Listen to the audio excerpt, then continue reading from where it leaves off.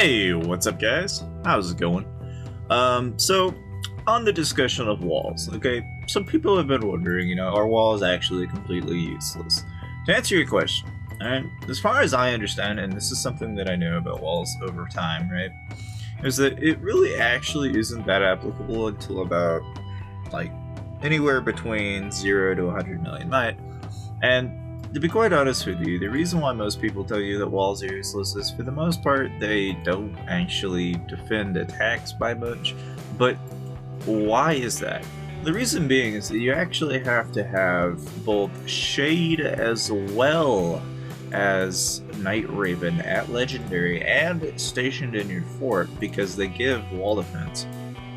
And the idea is that you have to have a wall health around 400 to 500,000, but preferably a million. With that included with a 400% wall defense.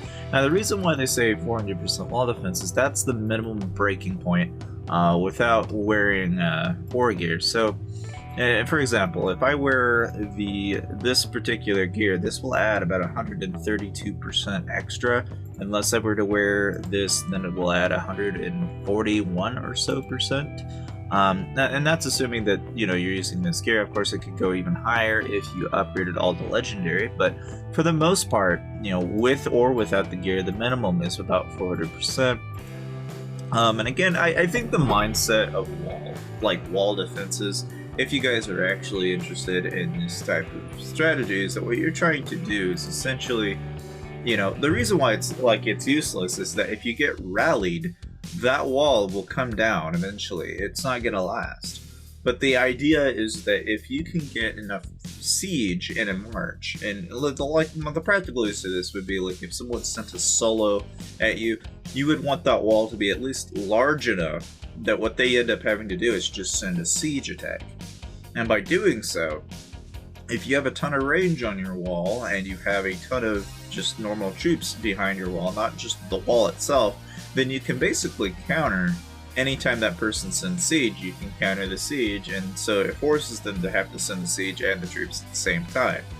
And again, that's if the wall is actually like a million health and it's got defense stats above 400%. Like, that's like the practical use of it, and that's assuming that you don't lose all your traps and that the practical use of it is still there. But assuming that you can manage that, that is where a wall will come in handy. But for the most part, the genuine answer that everyone's been giving you up to this point still holds up, and that it really doesn't help you by a lot. If anything, it gives you a lot of might, and it's for what you get out of it, it isn't a whole lot. But I would assume that if you guys are trying to be rally traps, or upper tier 4 players, it probably doesn't hurt to have a wall at a million health, mostly because if they send a normal march and then you were to wear a gear set like so that I'm discussing with you guys right now, if you were to wear this set and you were to put most of your troops away in a shelter and then stash the rest, I mean, really all they're dealing with now is just basically a really ridiculous amount of trap attack as well as wall defense, and you could sit there and heal the wall with wall repairs, which makes it really not that bad. But again, I'm gonna go ahead, test this theory out more to see just how true this really is. But as of right now, that is the theory behind a lot of the people that do support walls. And again, I will test that theory and we'll find out.